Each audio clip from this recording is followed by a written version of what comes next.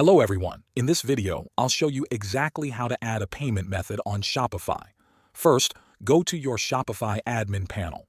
On the bottom left side, click on Settings. From there, select Payments. This is where you manage how your store accepts payments. Shopify offers a variety of payment options. The easiest one to start with is Shopify Payments. If it's available in your country, I highly recommend using it. It's simple to set up and has 0% transaction fees.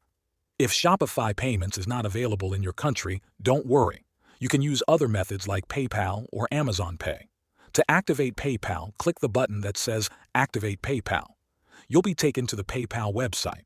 There, you can either create a PayPal business account or log into an existing one. Once that's done, it will connect to your Shopify store automatically. You can also add manual payment methods. These include cash on delivery or bank deposits. To do this, scroll down and click Add Manual Payment Method. Choose from the list and give it a clear name that your customers will see at checkout.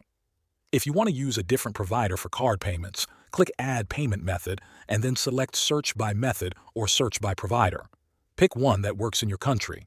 That's all you need to start accepting payments on your Shopify store. Thanks for watching.